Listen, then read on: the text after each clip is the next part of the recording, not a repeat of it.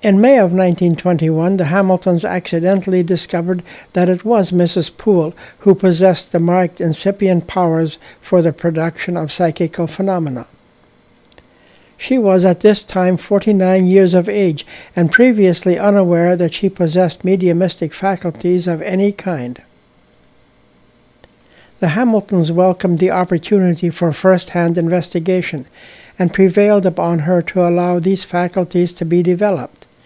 She consented, and in August of 1921 they commenced their first series of experiments in telekinetic phenomena.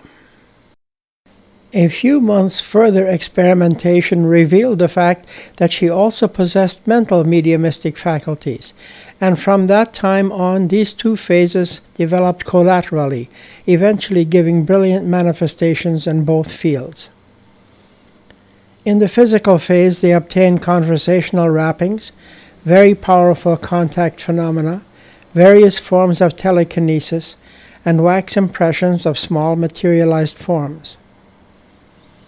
In the telekinesis experiments, Dr. Hamilton fastened a hook into his living room ceiling and suspended a small pulley system with a spring scales in such a way that the change in weight of the small 10 or 12-pound table could be determined. It was found that if the table were asked to become heavier, it eventually increased up to 40 pounds in weight, and if it were asked to decrease, it could easily lose all its weight. This was true even when no one was touching the table. This clearly was in contradiction to the debunkers, who tend to claim that someone must be touching an item in order for it to levitate. This allows them to claim that some sort of unconscious force is being applied by the mediums or others touching the table. It was soon discovered that the force, whatever it was, issued from Mrs. Poole's abdomen in the form of invisible arms, which gripped the table from beneath and held it steady for an appreciable length of time against pressure. This was in line with Crawford's findings. He had named these invisible streams of energy pseudopods. Mrs. Poole often felt pain in the abdominal area when the forces were struggling with each other. Often this pain became so great that the experiment had to be terminated. After several months' work and many experiments of this sort, Dr. Hamilton concluded that the results of his experiments agreed very well with the experiments of Dr. Crawford. He had thus confirmed the Gallagher experiments. There was no room for doubt that a suitable medium could produce kinesthetic effects. Eventually the table, quite on its own after initial charging by Elizabeth Poole, could levitate several feet off the floor and do somersaults in the air, quite without anyone touching it. 40 planned experiments convinced Dr. Hamilton of the following. Telekinetic energy was a fact. This energy was probably carried or released by ectoplasm, the two phenomena being immediately related and perhaps one and the same. The apparatus that made the raps and moved the table issued from the lower part of Mrs. Poole's body, spontaneously, that is, without her conscious volition playing any part. Back of it all stood a supernormal intelligence. The table responded to instructions exactly as if there was some intelligence guiding it. It seemed unlikely that this intelligence originated with Mrs. Poole, at any rate not at the level of her consciousness. What that intelligence was, he was not prepared to say. The evidence that the dead were present was still insufficient for him to advance such a tremendous hypothesis. It was possible that the dead were the operators, but it was not proven. Dr. Hamilton was satisfied with these experiments and decided to end his studies at this point. He had proved what he had set out to prove to himself alone. Very few people were privy to this information. But Lillian Hamilton continued the table-tipping experiments for a time without Dr. Hamilton's help, until he again began to enter into the experiments and new phenomena appeared. After a year or two of experimenting, the Hamiltons were able to build a wax apparatus, and purported discarnates were able to produce wax fingertips complete with fingerprints inside the tips. For these experiments, Dr. Hamilton took two containers, one inside the other, with a heating element in the outer one to heat the wax and the inner one to melting. Then a purported discarnate would come by and dip a finger or toe into the melted wax, and immediately dip the same finger into some cold water in a separate container, and the wax would harden. Then the ectoplasmic finger was withdrawn, and the wax shell was filled with dental cement by Dr. Hamilton to preserve the fingertips.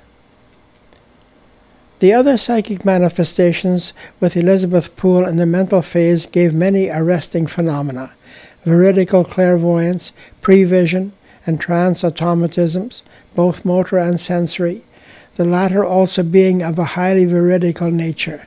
These all developed under Dr. Hamilton's guidance over the next years.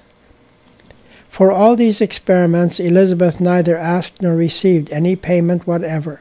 Her time and talents were given simply as a good friend of the Hamiltons, and she was willing to cooperate in any manner they desired.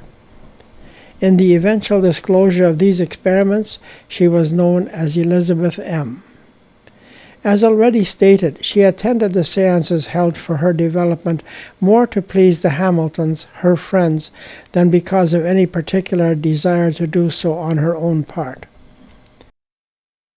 Apart from that obtained through some elementary schooling, received when a young child, Elizabeth was entirely without education in the academic sense. This, added to the fact that there had been no attempts at self-education, gave rise to a mentality singularly limited and childlike.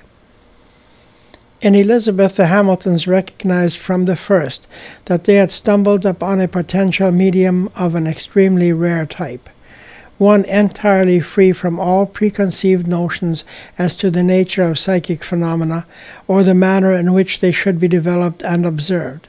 And it seemed desirable that this state of vacuity, so to speak, should remain unchanged. To this end, a general policy of action was gradually determined: that she refrain from reading psychic literature, from attending meetings of a psychic nature, whether public or private, apart from the sittings held for her own development under the Hamilton direction, and that she refrain from discussing these things with others. Elizabeth, her personality and life habits being what they were, added to the fact that she regarded the Hamiltons with feelings of sincere friendship, cheerfully complied. But the work proved difficult at times, and in a moment of reflection upon the work, Dr. Hamilton was, after his death, found to have written the following: "The scientific features make this class of work very tedious and often boring to the experimenters. Results have to be extremely slow, and consequently repeated experiments tried, which often fail. The factors being so uninteresting makes it practically impossible for some to endure with patience. Many who wish to be entertained give up in disgust. Nature keeps her secrets well guarded, and it does not require the permission nor the effort of official science to discover nor to pronounce upon them. They are free to all, but the experimenters must be discerning to check well what they think they have found. But always let us use to the uttermost our discretionary powers, not alone to fully examine skeptically and critically what is disclosed, but also in not obtusely refusing to see or consider what others may consider apparent to them." At this point, concluding that Mrs. Poole had revealed all the phenomena of which her mediumship was capable, and his professional duties still very heavy, for some time no more researches were carried out by Dr. Hamilton, the work now subsiding again for a while to impromptu sittings under Lillian Hamilton's guidance. This might be a good place to remark upon the work of Lillian Hamilton. She kept steadily at the work, again and again reigniting Dr. Hamilton's interest. It is possible to imagine that without her consistent effort the experiments would have ceased, and Dr. Hamilton would not have proceeded.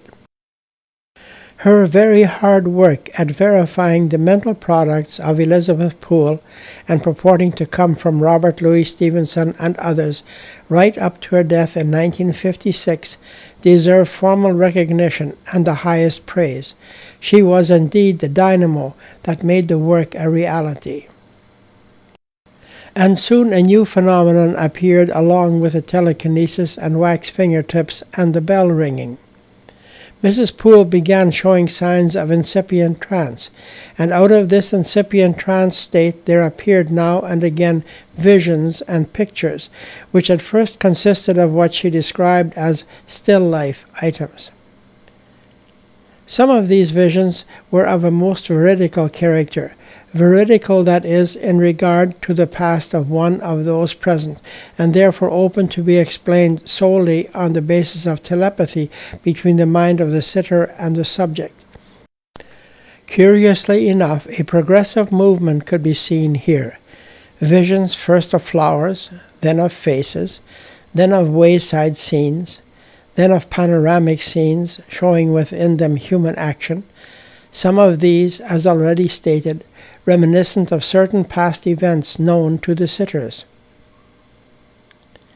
These began as visions of stills, of scenes in which all objects were at rest.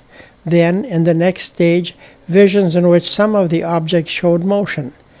Then visions in which human beings appeared, but it was clear that they were more like cutouts rather than flesh and blood.